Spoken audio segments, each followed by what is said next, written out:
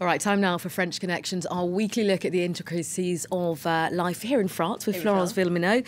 Hello to you, Flo. We're going to focus on the month of May. It's quite particular here in France because there are lots of public holidays. Indeed, May is a month of celebration in France. Of the 11 public holidays, and before you say that French people are lazy, that is actually a European average, but of the 11 public holidays over the year, quite a large number of them are in May. You can see here Labor Day, always on May 1st. Victory in Europe Day, celebrating the end of the Second World War in Europe, always on May 8th.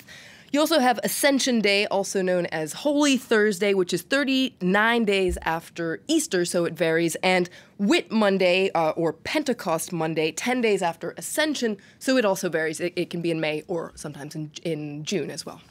All right, well, many people will be asking, with so many public holidays, how on earth do people get things done? Well, it really depends on the year, because some years these public holidays fall on a Saturday or a Sunday, and so it doesn't really change anything, and so it's a bad vintage for workers. But some years these public holidays fall right in the middle of the week, and that is a jackpot for French workers. And it actually brings us to a very important concept in France, and it's our word du jour, pont. Now, pont is quite literally a bridge, but when a public holiday falls on a Tuesday or a Thursday, you can do something called faire le pont, when essentially you take off the day that's between the weekend and the public holiday and you link it with a bridge and you make a long weekend. Now, for instance, in 2018, you have VE Day and Ascension Day that are in the same week. So if you take 3 vacation days, you can turn that week into a whole week of vacation. As you can imagine, French people love these ponts. Let's take a listen.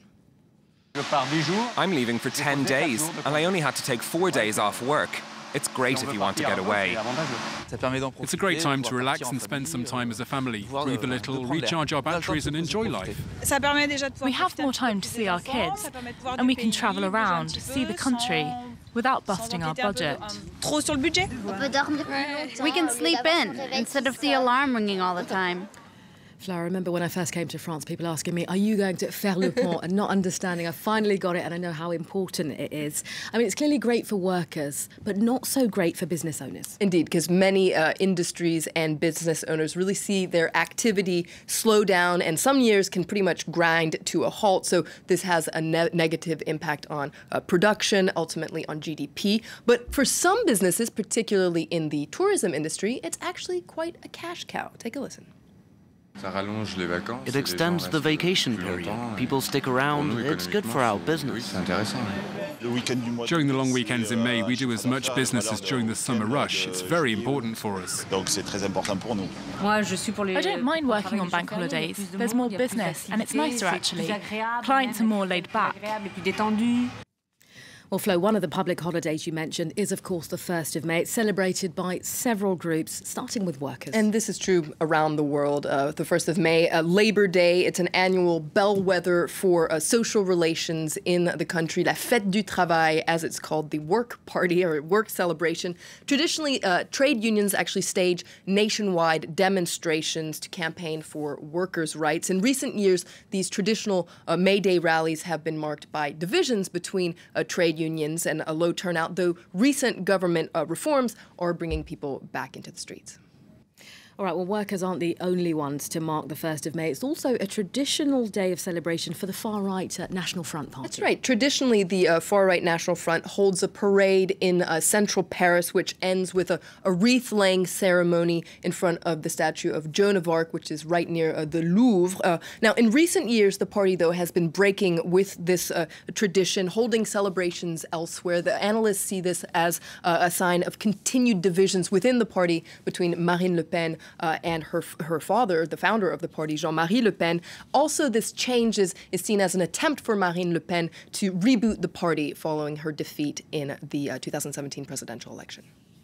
All right, well, though traditions are clearly changing, there's one May Day tradition that French people are very attached to, and that involves a sweet little flower. Indeed, the 1st of May is symbolized by the lily of the valley here in France, commonly known as muguet. You can see it here. It's a very delicate, bell-shaped flower that smells very sweet. It only lasts for a moment. And here in France, on the 1st of May, people treat their loved ones to something called a brin de muguet, so a sprig of muguet, to show them affection and also bring them luck.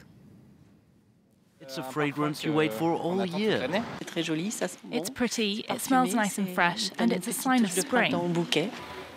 It's a photo for my daughter, who's far away. I can't imagine a 1st of May without spoiling my friends and loved ones. It's impossible. I'm buying myself one because my husband won't remember.